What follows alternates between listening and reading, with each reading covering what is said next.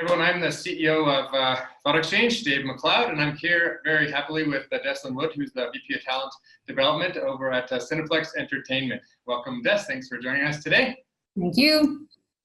We're up now to about 60 folks, and people are still piling in, which is fantastic. Just to give you a bit of a shape of this, we're going to have some quick framing on the notion of inclusion and the vulnerability that's associated with that, and some of the rewards, and kind of also why it's hard to actually achieve such a thing in any sort of professional setting. And Des has some interesting insights to share, and I'm going to grill her with some questions. And as far as the rest of the shape is going to go, is we're going to run through some concepts, and then we're going to actually stop and going to do an exchange right in the middle where you can share your thoughts. And then right after that, we're going to try to respond back to those both during the remainder of this session together. And then afterwards, we're going to follow up. So here we go. You can read this. I'm going to hit some high points, but we're very happy to have Des here, who's certainly a leader in learning development and HR, and has been a part of some major Canadian and US organizations. You can see them written there, everything ranging from Cineplex to the Bay to the Disney Store. And then at Cineplex, she does all sorts of things, but really focused on developing leaders and corporate development. And I've had many opportunities to discuss and connect things with Des, and I think you'll find through this that you'll be very happy to have heard from her on this, as I am ever happy to. But I actually want to go through, because Cineplex has done some interesting thing as far as empowering people to have conversations. They're now up to 26 exchanges as of today in the last year. And they've had about over 1,300 thoughts and 30,000 ratings. And I'm just going to give you a really quick overview of here's some things, the sorts of things that they've done. This is a process that was pretty interesting that Des is going to talk about, just asking people, hey, what do you want to discuss at an upcoming leadership summit with all sorts of general managers from across the country. This is a process talking about behavior changes and an impact on culture, actually involving people to say, what are the behavior changes do you feel have the greatest impact on our decision-making and delegation culture, which is pretty cool. I want to show you this one about actions, actually taking actions to say, what can we do to actually, now that we have some ideas, what are some actions we can actually do to make some progress? And here's an interesting one that is quite recent. What's some information that's important to you to be able to be great in the next 30, 60, 90 days and beyond? The reason I'm showing you this sort of wide variety is actually a part of this, in that there's a leadership development process. One is to have the leader at the top asking questions and being able to say, hey, I'm the one that I'd like to hear from everybody. And many people on this call are leaders in their own right, asking to hear from a lot of people. But there's also something vulnerable and interesting about empowering other people in the organization, maybe developing leaders along to ask their own questions and get their feedback on things. And just why that's important, and also why it's hard. Why doesn't it happen all the time? I think there's some interesting things. So that's just a quick setup of hopefully what we're going to get through in the next half hour or so. So with that, I'm going to pass it actually over to Des, and she's going to run through some pictures of cats. So, I think I'm going to go a little bit before what Dave was speaking about, which is why is it that we would even think of engaging with a product like Thoughtexchange in order to have open conversations? It might seem almost like a bit of a paradox, because here you are, we're saying we want to have open conversations, but then we are, using an anonymous feedback tool. So where's the disconnect, and why would we start with an anonymous feedback mechanism to have better conversations? And I guess my point comes down to that it's really easy to have open and honest discussion when everybody agrees on everything.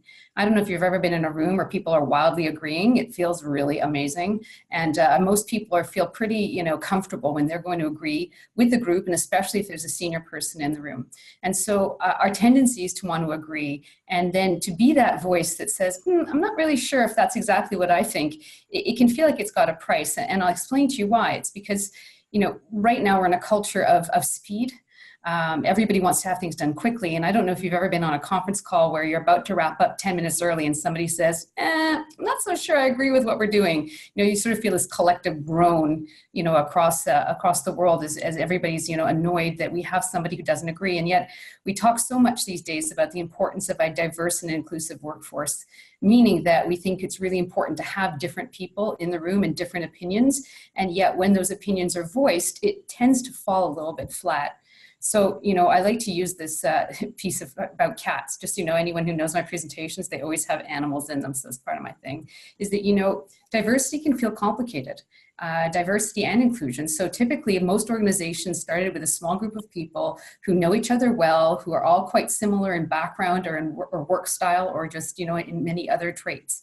And so like these three cats, they're going to wildly agree on a lot, and it's going to feel really good. And then at one point they're like, hey, we're going to grow as an organization. We want to bring in different opinions and different people and get all that sort of richness that we get when we bring in different people. And we go from sort of these three really happy cats to something that looks a little bit more like this.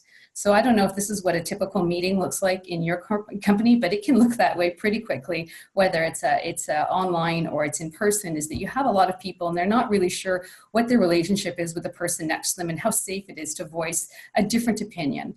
And in there, that's when we start getting this limited thinking and groupthink.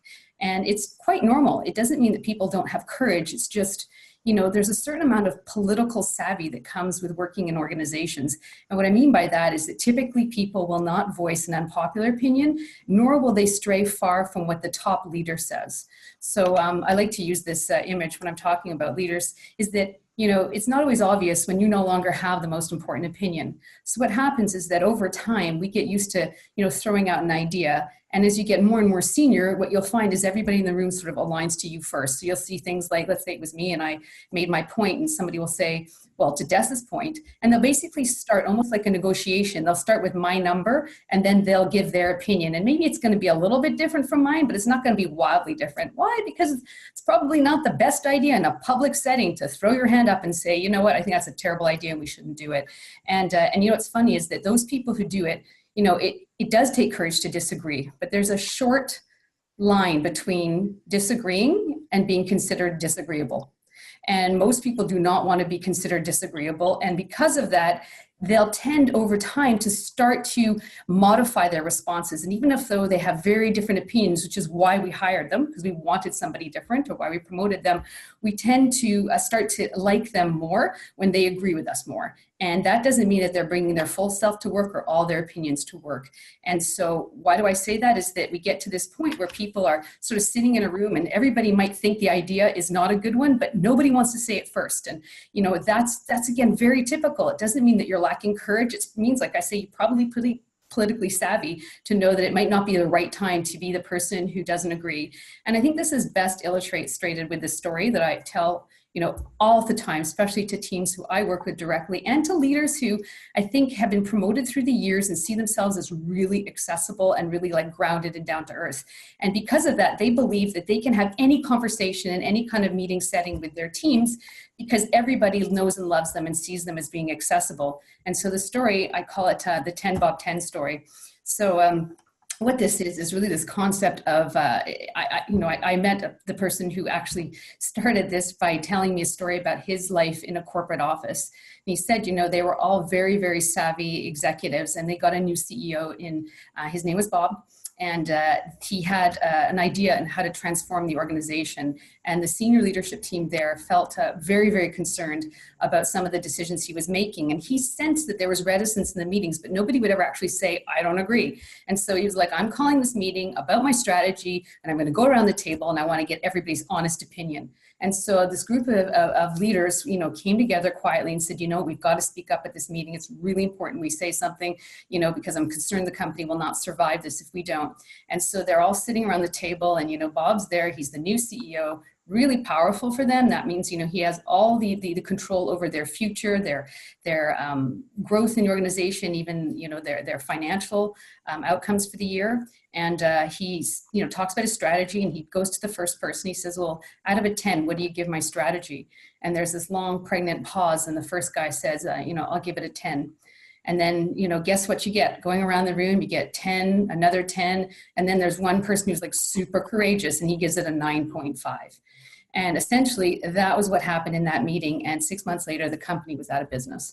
So why do I use 10 Bob 10 is I think what happens is a lot of leaders don't know that they've turned into Bob, because that doesn't mean that they're mean, doesn't mean that they're nasty or that they jump at people. It's just that the very status of what they bring into that room, the gravitas they have, cause people to hold back their true opinions. And then you get a lot of people agreeing on maybe some pretty mediocre ideas.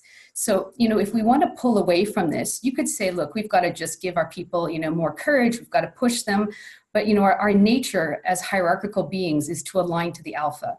And really the only flat structure that lives in a group are ants. When you get to the mammals, pretty much there's a pecking order, and we're all aware of it. And it's part of it's for survival. So if you want to have really engaging, honest conversations, the best thing to do is create a forum that it's safe to say what you think. Then those opinions are put out there, and then the leader can explore those opinions with the group. So it does require a certain amount of courage still, because you're going to put out your opinion. Other people are going to say, oh, that's interesting, and they don't have to worry about where it came from. So if it's from somebody who's new or different, it doesn't mean that I'm going to give less points to it than if it came from my boss, because I don't know in Thought Exchange where that thought came from.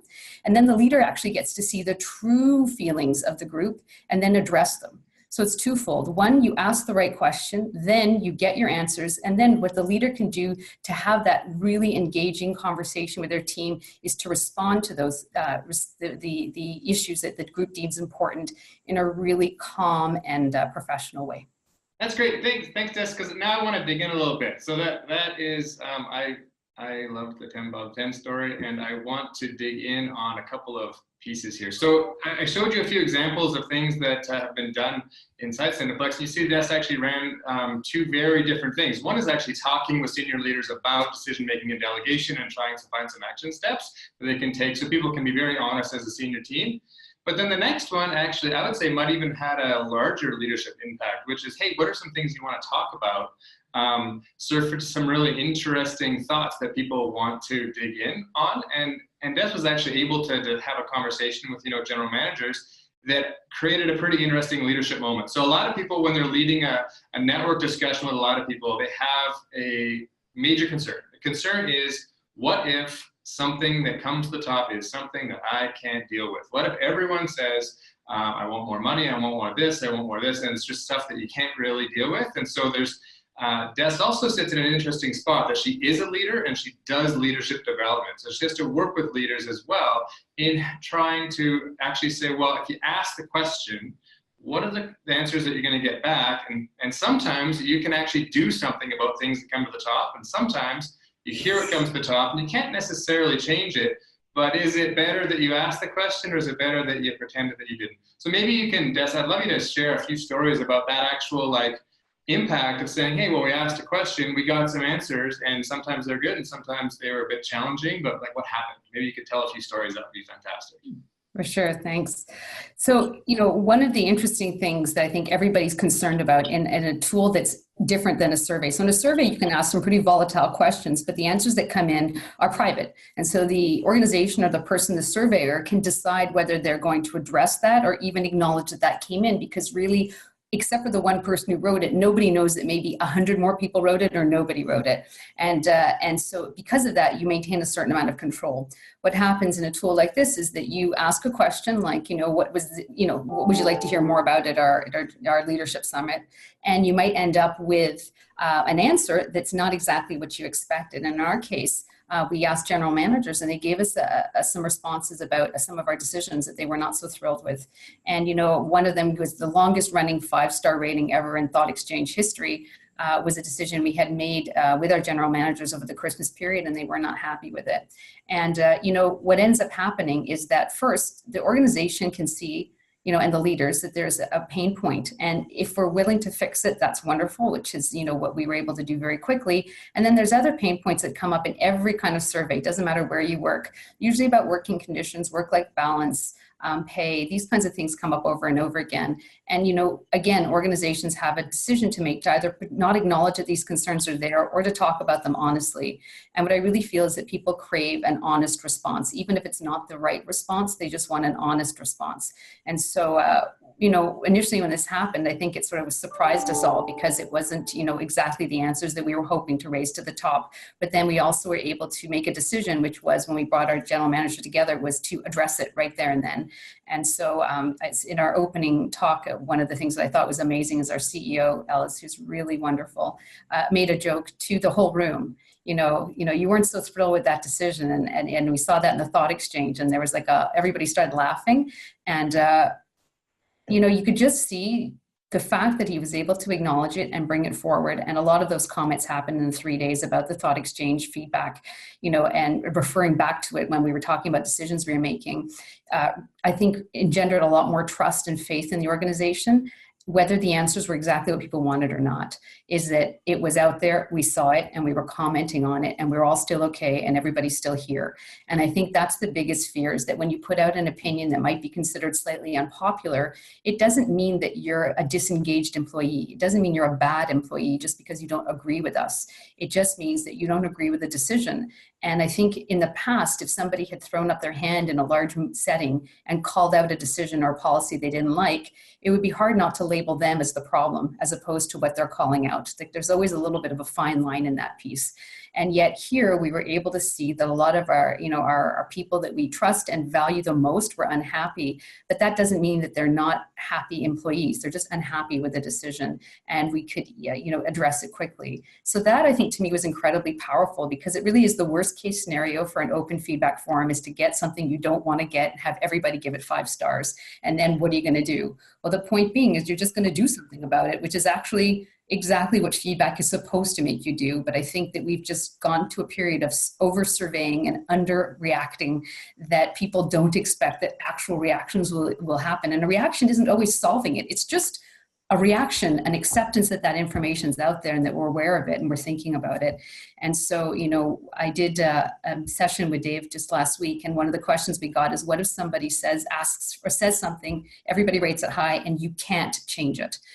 Well, what's your other option? Is just to pretend that problem doesn't exist? Because what I realize is that you're not starting a conversation, you're just joining a conversation. So we didn't start a conversation by asking our teams questions. We just participated in a conversation they were having without us. And so if people are unhappy in an organization about something and they tell you, you're not creating the problem by asking the question. You're just being allowed to address it in a way that I think you can really re-engage your team as opposed to disengaging them. And those are really your 2 choices as an organization all the time. There's moments to re-engage and moments to disengage. And anytime you have an opportunity to re-engage, you should. The other use I found it really amazing for is that when we had new leaders join the organization, we used to do this thing called an assimilation meeting, where we would collect questions about the leader that people had in order to create a safe space to ask those questions. But it was really labor intensive. It had to be run by somebody from HR. It was sensed like I have to collect the questions to protect the question askers, so that in that first meeting with a new leader, especially an established seasoned team that's remote, who might not see that leader for 6 months or longer, how do we create a bond really instantly? And so we've just started using our thought exchange tool for that, exactly, where the leader launches their own exchange to say, hey, I'm your new leader, what is it that I can do for you in my first couple of months? Or what is it you'd like to know about me? And then allows the teams to tell them what is on their mind, because what I joke about is that first coffee you have with your boss, that first talk, you're just positioning yourself, and they're also positioning themselves. And it's sort of this love-in you have that's really not authentic and not deep. And it leaves people sort of wanting for more and feeling very unsafe in that relationship. And so the thought exchange tool has allowed people to ask questions about leaders, such as, what happens if I don't agree with you? Or, what do you feel about extended vacations? And what do you feel about remote work? And, what happens, and how many times a year are we going to meet? Or I think the team has a certain amount of dysfunction. Are you going to be addressing it? And then the leader gets the questions and is able then, either in person or remotely, to talk to the team about the issues that are really concerning them. And so what I find is that it's an interesting point, but that an anonymous feedback tool actually allows you to have more powerful conversations, because you're having the conversations that need to be had versus the ones that people think you want to hear. That's great. So I want to dig in on that a little bit, because something that you stole from somebody else that I then stole from you, and I don't know who actually made it, but it's pretty great, which is diversity is actually inviting somebody to the party, and inclusion is actually asking them to dance or something like that.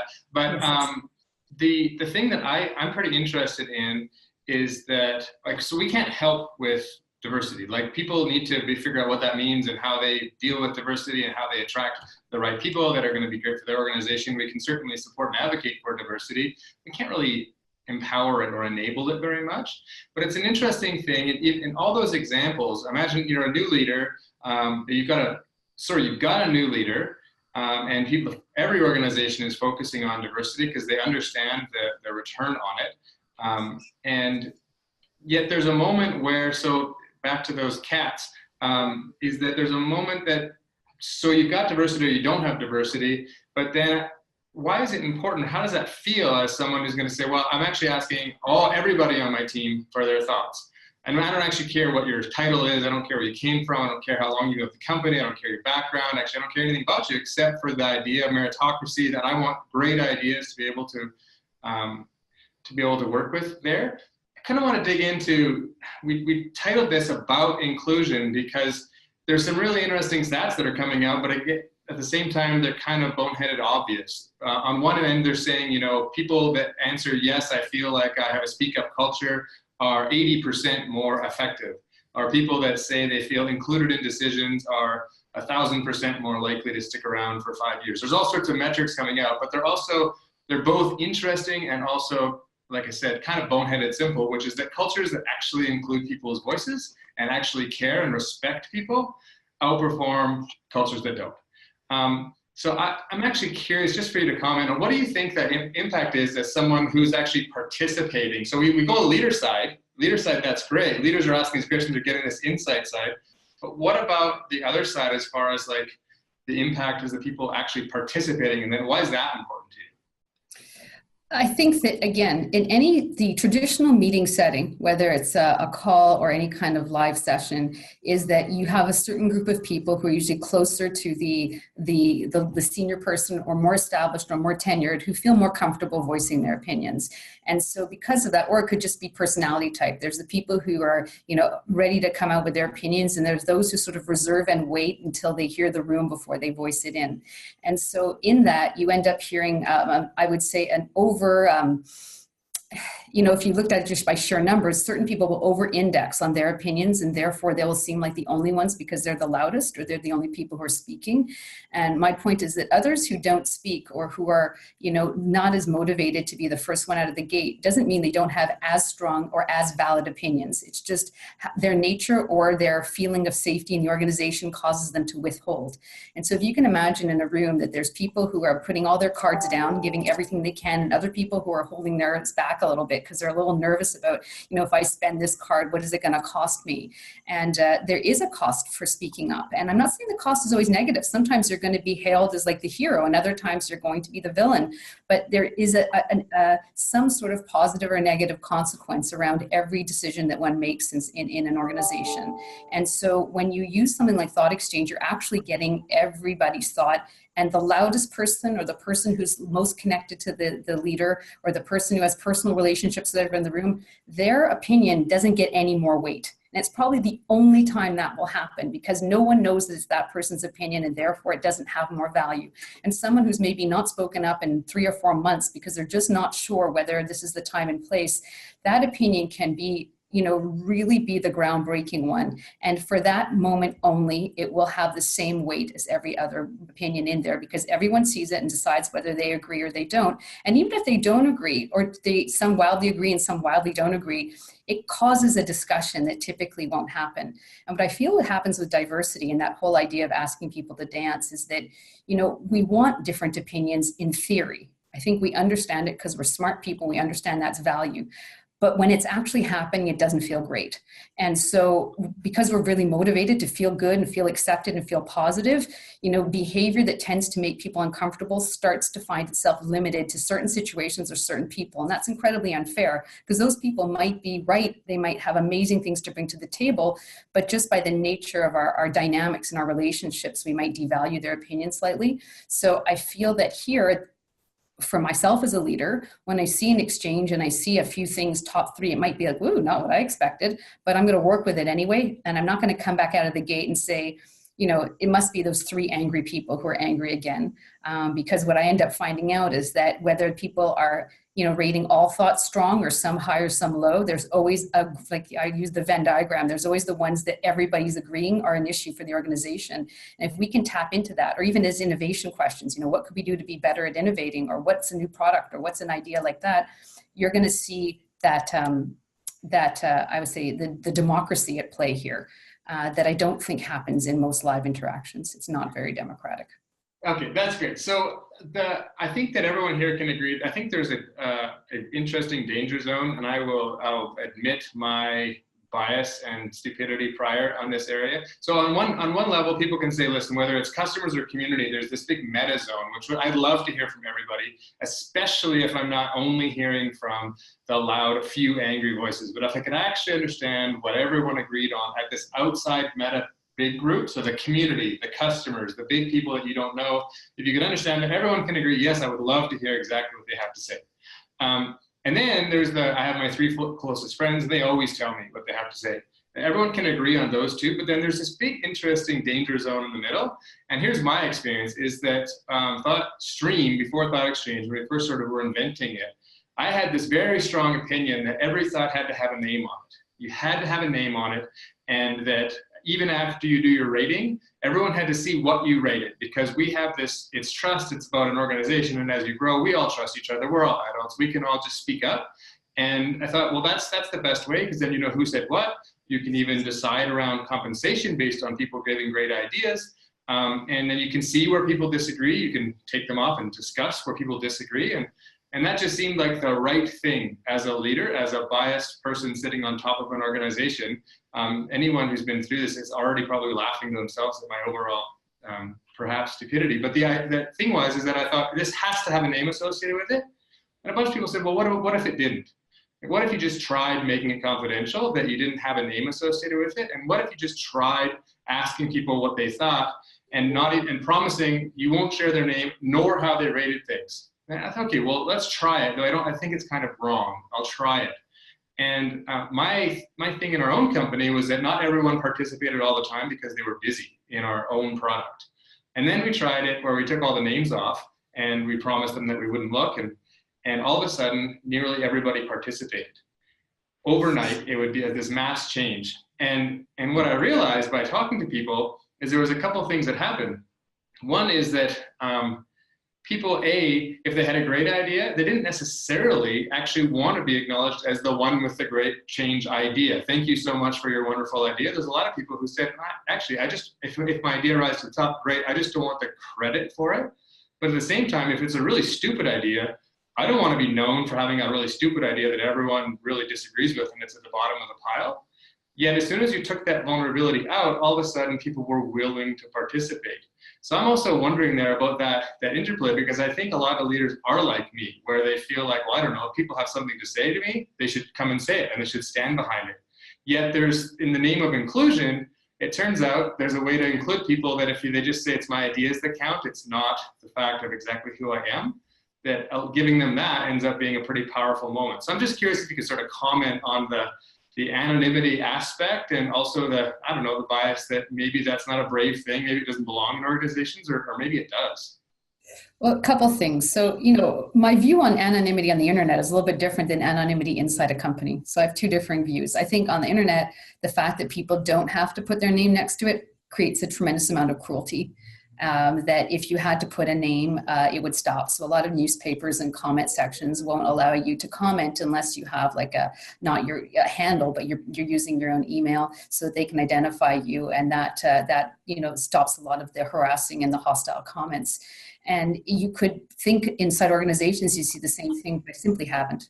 And, I believe, again, if you do something 3 or 4 times and you don't see it, that it won't happen, which is that inside an organization, asking a question, there isn't a lot of people who want to say nasty, terrible things. And then if they did, there's not a lot of people who want to grade it a lot of stars. And that's really because I believe in our organization, I certainly can say that people are highly engaged and care a lot and are very committed. That doesn't mean they're always happy. That's not the same thing. You can actually be totally committed and engaged and unhappy about a decision. And so in there, I do see, that I think I said that once I had one comment ever in all the exchanges that had somebody's name in it or a couple people's names, and it got dropped to the bottom right away. And that was a great test for me to see that the group sort of self-policed themselves out of it. And it wasn't even a terrible comment. It was just, maybe not as favorable as others. In most cases, the comments are written in a positive and constructive way. They're not statements. You ask a question and the answer has meat to it. It has thought to it. And the ones that get started at the top are really, I would say, the best responses to solve the issue. That sort of crowdsourcing is incredibly important. And so when we think about anonymous versus not anonymous, I think, again, the fact that people are shy away from giving feedback that's not anonymous is sheerly for self-preservation. And some people have a little bit more of that than others. And it's not because of anything except for temperament. There's some people who are prone to risk-taking and extroverts and are, a little bit less cautious. I'd say that their funnel between their brain and their mouth is a little wide, things sort of fly out. And there's other people like a really narrow funnel where they think a lot, but very little comes out. And what you want to do is just make sure you're hearing all the great thoughts and that you as an organization can benefit from all that creative energy, which is what we want from our people. It's just the situations, politics, dynamics, and personalities limit that. And this is really something that just gets rid of those barriers and allows a leader to see the full richness of everybody's thoughts and respond to those as opposed to just those who feel either secure or extroverted or confident or closer to you. That's great. So just to wrap up this, then we'll go to an exchange. I think another thing I'd love a sort of a final comment on is that I think a lot of times the notion of inclusion and the notion of this sort of feedback, it gets put in the soft category. It gets put in the nice to have category. It gets put in the, wouldn't it be great also if we could, sing together on Tuesdays? That there's a bias towards people thinking this would be great, but I'm kind of too busy for that. Yeah, you're a VP in a major corporation. You've actually prioritized this sort of activity, and therefore it has a sharp business return. You're doing this for a sharp business reason. You're not doing this because you're nice. You're also nice, but I don't think you're doing it just because you're nice. Maybe you want to comment on that too, because I think that's an important point to drive home, is that it is one of those things that is kind of good for people, but why is it good for business? Well, I think typical feedback mechanisms before, whether they were, 1-800 numbers from the past or suggestion boxes or surveys, they are slow to come in and they're time consuming to look through. And they often, especially if you think of engagement surveys, which I've run many of them, the data comes in and this, it's quite overwhelming when you have a huge organization and then you have a lot of data and then you have those open question boxes. I'm sure everybody does that. Like if there's one or two things you like to tell us, and then you get like this, manifestos appear, people, I share with you a tremendous amount of data and it's hard to comb through it and to decide what's going to be important. And it's also hard for, I think, an organization, because we're just people reading it, to not take certain things a little bit personally. So from a business mechanism, I'll say that there is there's no administration of the data. It just comes in and it's done because it's force ranked right there and it's starred right there. And then you can see also some interesting opinions that are maybe split down the middle, but you don't have to actually manipulate the data or figure it out or think about it. It comes to you already prioritized. And I think one of the biggest challenges facing most people and most organizations is prioritization. It's not that we don't want to act on things, it's just we can't decide what to act on because there's just too much. And in that swamp of information, we almost sort of just run for our lives. And, I've been there and done that. So here, when you see like there's only 2 or 3 things, because what's interesting is it's not just 2 or 3 things that are rated high, the same concept comes out a bulk of time. So even if you have your top 10 thoughts, 4 or 5 of them are likely almost the same thing. So I actually find it less stressful, less time consuming for me because I feel that as compared to an anonymous survey where I would have maybe 20 or 30 things, I wouldn't know what really mattered to everybody because the person writing it seemed very committed to their thought. What I found here is people will they'll put in their thought, then they'll see everyone else's thought, and they'll actually rate other people's thoughts higher than they would have rated their own. Because now that I see your point, I'm like, actually, my point's a little small. And I can say personally, I've done that myself, where what I thought out of the gate changed after I went back a couple of times into the exchange and saw what was coming in. And I saw the exchange sort of changing directions into a place that was far more interesting than what I had thought. So I think that you get the prioritizing, you don't have a lot of data to manage, and it happens in real time. And so as opposed to saying we surveyed in May, we're coming out in July with our responses, but then everybody says, what was happening in May that made everybody think this? It isn't like that. It was like, what was happening an hour ago? Well, I think it's still happening now. And so, that turnaround and the lack of administration of the data and the prioritization, those are my three, I think, biggest wins. That's great. Those are awesome answers, because I think it's really important that people can, and there's a lot of people who want to do this sort of work, but need to actually figure out the business of why. And prioritization is a fantastic answer, as well as time. So we're going to do something right now. Also, speaking of extroversion bias and leadership bias, is we put in the link right now. Amelia has just put it in, which is an exchange on this. And what I'd like to do is take about 7 or 8 moments and do something very awkward for myself, which I keep talking to because I think it's an important point, because I think many people on this call are a leader in their own right. And my bias is still to some degree, that we're going to send you an exchange. You're going to share some thoughts. Please share 1 or 2 thoughts or questions you have about this topic that we can respond back to on the call. And then take a moment and rate 10 to 20 thoughts of other people. And my instinct is just to keep talking, or to play music, or to fill the silence with something so that it doesn't become awkward, because people sitting in silence as an extroverted leader is awkward. However, it turns out is generally I'm the one that feels awkward, and everyone else is just happy to be engaged in sitting in silence and actually thinking. And with a team of very smart developers and introverted people, I was able to get very strong criticism from people who basically said, as I'm thinking, could you please, Dave, shut up and let me think and share my thinking. So I think as leaders, it's good to have that moment and to allow people to think. So please go into this exchange. I'm going to give you about 6 minutes to actually go in, share some thoughts, rate some thoughts, and I'm just going to show a visualization of that happening right now, and then we're going to do our best to address some things that come to the top. So I'm going to put us on pause, and we'll be back in just a second. And for those of you who are also uncomfortable in silence, just some great clarification that we have some awesome things happening. I'm just sharing my screen visualization of the conversation that's actually happening right now inside the silence. And we'll just give it a couple more minutes, but you can start to see the things that are rising up at the top, and we'll take some time to address them. Thank you for everyone for sharing, and we'll give it a few more minutes because I can see there's tons of participation right now. Just in the final minute, those of you that are just continuing your rating, go ahead, and then we'll speak to some of these. And there's a ton of amazing feedback in here, so we'll be able to get to a little bit of it in the last 15 minutes, but we'll follow up with more afterwards. On screen right now, I'm just showing you some of the main themes of the conversation that have sort of risen up to the top. All right, so with some level of remorse, I've closed off this exchange for now, and we will have a chance to look at a lot of stuff that comes to the top. That was also an egregious product placement, as I was showing you the auto theming of the thoughts that have come up to the top. But let's dig in. Why don't we just have some, let's just go down and have some comments. And also the promises, we have about 12 minutes left of this discussion. So we'll go in and deal with some of these things. And then afterwards, we'll find an innovative way to try to respond to maybe a few more of these afterwards. But yeah, Des, go to the top one, because that's actually the point that hit home most for me when you were speaking as well. Yeah, it's an interesting one, and I'm glad that the people on the call enjoyed that thought a lot, and that concept, because I think this is something that a lot of organizations and leaders don't think about. And if you just bring this to a meeting and bring that up when somebody shares a thought or something that's a little bit unpopular, I think it diffuses the tension.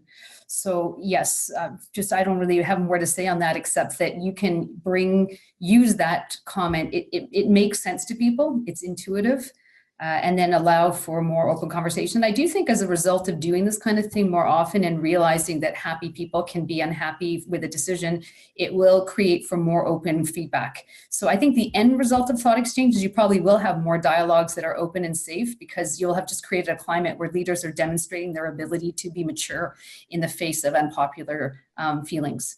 And that maturity just wins them a lot of credit and a lot of trust. And that's something that I think all leaders want to have, is credibility and trust, because when you have high credibility and high trust, you can make some pretty risky changes to the organization and some difficult decisions, and you'll have the support of your team. So I think this is a great tool for leaders to get in, to gain a higher level of trust. That's fantastic. So this is also, silence is okay. I don't know if you want to comment on that, or if we should just sit and agree silently. Yeah, silence isn't one of my virtues.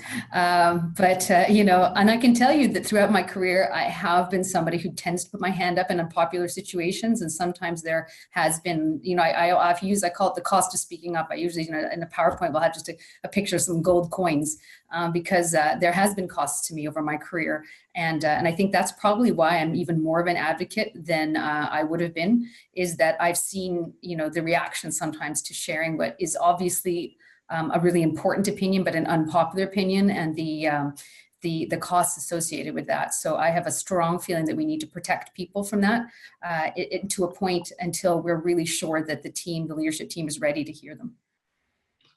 There's a conversation about introverts, and then there was a thing here about neurodiversity, I think later on, that I saw being commented on, which is, not everybody thinks the same. So diversity, there's many dimensions of diversity. Diversity is the one that everybody thinks of. It's maybe, age, race, sexual orientation, things that are like the typical protected rights, as being diverse. But there's also diversity in upbringing, socioeconomic status, whether you went to school or you taught yourself your job. There's a lot of kinds of diversity in terms of your background. And then there are diverse ways of thinking, and that can come to people with different ways of processing information. And to me, diversity should be multidimensional. We can fool ourselves by having people who look different, but they all think the same way. And I've been guilty of that, until I had a profiling tool that I used with my team just to test it. And I found out that although everybody looked different, they were all the exact same profile. And guess whose profile they were? They were mine. So I had gone around and found many versions of me from many parts of the world, but they were all the same person. And so I do think it's important to create a space where people who don't think the same way or don't process information the same way have an equal way of sharing their opinions. And that is a great eye opener for me. So thank you, who commented on that. What are the other ones here? There's a question here: how do you deal with language barriers? Or I don't know we have a separate answer for that around, we do have language capabilities. I don't think they've come to play yet in Cineplex, but I think more to the one on the right of that, which is thoughts that are open to interpretation. Mm-hmm. I think that's an interesting piece. So maybe you can chat about that for a second. Well, I think you notice in the tool, you have a part to write your original thought, which is like your bang, wow, sort of your headline thought. And then you have a line or two to explain yourself after as to why you think that's important. So I do find that with that much text, it's not like a 3-word answer that's like, could be interpreted differently. People tend to share, if you look at these thoughts, they're quite long. And so you have a chance to explain yourself a multitude ways. I would say that what will happen if things are not clear, they won't get rated high. So you'll find somebody who has the exact same thought as someone else, but one got rated really high and one got dropped down low. And it's just the person who just expressed themselves in a way that was a little bit more clear got rated high. But if you're that person who's, thought number 42, but has the exact same thinking behind thought number 2, you really nailed it. It's just how you expressed it didn't get rated quite as high. We have used this with English and French, but right now it's been predominantly English, the tool. That's great. Okay, let's go down here. Psychological safety is so important. I think there's a lot of agreement around that, and that listening is a critical skill for leaders. Yes. Yes, absolutely. Is there a minimum size of participants? I would say 10 people is probably the minimum size. And I only bring that up is that, for it to get exciting is when you see all these thoughts coming one after another. And if, most people do 1 or 2 thoughts and they don't come in all at once, the team, you can go in there and only see 3 thoughts in there. So what'll happen is the smaller the team, the more reminders you have to send out. So even if the reminder is in an hour, Thought Exchange closes at the end of the day, you send a reminder at lunch, you send a reminder at 3, and then you send a reminder in say 10 more minutes. And then you say, actually, I'm going to give you 1 more hour because it's going so well. I find the more reminders I send, the more traffic I get. And just so you know, when you open the tool again, you get the new thoughts. It remembers you and it doesn't send you the same ones over again. And so what I found is helpful is that, let's say you only have 10 people and there's 3 thoughts. I'll send out and say, here are the 3 thoughts. That's that. So unless I hear otherwise, I'll think this is the only 3 things that matter. And then people come like, oh, no, I don't agree with that. Or, you know what, there's 4 thoughts in there that are amazing, but they haven't been rated enough. So can we go in and help our colleagues out and make sure we rate everybody's thought? And I put out an expectation that everybody rates at least 10 thoughts. And so if I see that we're trending only at 7 thoughts each, I'll go back and say, you know, we're trending at 7, we're trying to get to 10 in order to make sure that we're seeing a really good balance of opinions. And I would say for smaller groups, you could use it. It really depends on how dynamic your team is. And I'm not a big one to go on age and generations. In fact, it's one of my least favorite topics ever. But, I think it depends on your group in terms of how much they like technology and how much they like to go in. I've seen people, send me a note saying my thought is trending at number 2. I've seen people email their department and say, our thought, is trending number 10. Everybody go back in again and rate it. So they're getting competitive. It really depends on the people. So you can get a lot of engagement from a small group, but certainly as the group size increases, the engagement increases with it. That's awesome. So I want to actually, that's related to a couple of pieces here. So I also, just as a general comment, I find 10 to be the minimum. But anything less than 10, it's kind of like, well, I mean, you can do it with 5 or 6, but really, like, we could have just chatted that out. As soon as it gets to 10, that's a complex meeting to hear from 10 people. Yeah. So we sort of see 10 to 20,000, and anywhere kind of in between that. There's a couple of things here that are really tied, I think, that I think could be great to we're going to group together a few thoughts in a response here, because how do you encourage leaders to overcome the vulnerability? And by the way, I'm going over this, I shouldn't just skip over these ones. Yes, I totally agree with that. A willingness to actually allow for anonymous comments does reflect credibility, 100%. And yes, Cineplex is extremely lucky to have Des. Wholehearted agreement, didn't want to dodge completely over them. But I want to go to this, how do you encourage leaders to overcome this fear of vulnerability, which is actually related to this, just because something's high doesn't make it necessarily actionable. And sometimes I'll go further. Sometimes it's actually wrong. I've run exchanges with groups where I say, hey, what do you think we should do? And, I got an answer from 20 people and was like, oh man, I really think that's wrong. But I'm glad that let's talk about that, because I think we're heading the wrong direction. It doesn't always surface the right answer. It surfaces what people think and feel. But let's just go for this mixture of the vulnerability piece mixed with, well, what happens when it comes to the top? And then I think that's actually tied to the ROI, but we'll try to do a group them in 3 and get a genius answer here. High expectations. Yep. The fear of vulnerability, listen, I still have it. You run it and there is a concern. And I'm going to tell you that the concern that, one of the things I've been really clear in the organization is that you don't create a problem by asking a question. You just allow the problem to the organization to participate in the concern. And so the vulnerability people have is from in the past. If you ask something, it was like that whole, why did you kick the hive? Why did you poke that bear? Why did you open that can of worms? There was this assumption that if you hadn't asked it, nobody would have thought it. And that's really ridiculous. People are thinking all the time, whether you, the organization or leader, asks them what they think. By asking them, you're just allowing yourself to participate in the narrative that's happening largely without you. So there's a vulnerability in asking the question. There's also a tremendous amount of courage initially, until you realize that when you ask it and you're able to answer, or even answering that you can't do anything about it right now, people feel like that authentic sense of connection. And I think that we're just lost that. I mean, I'm someone who really struggles with the fact that we don't get to see people in person. When I train, I still use markers and flip charts and, everybody, doing, activities together. And so I think anything you can do to increase authentic, real conversation will be rewarded for an organization, even if it's a little bit bumpy.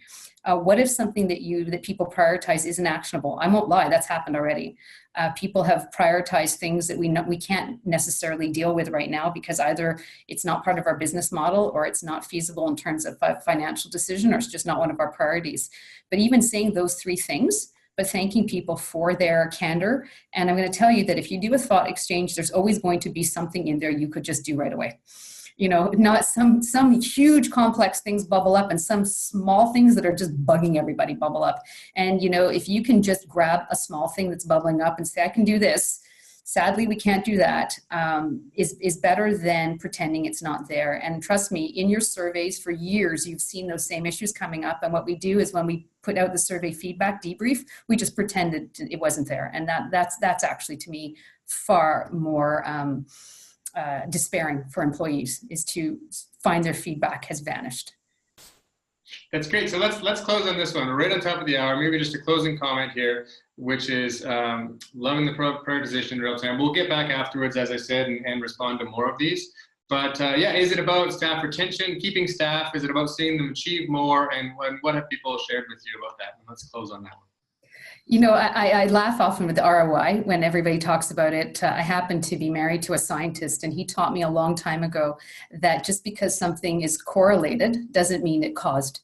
And so it's really just because after a thought exchange, you could say you had more retention, you might have had more retention because the job market tanked in your area. So it is difficult to say, because I asked this question, this is the response I get.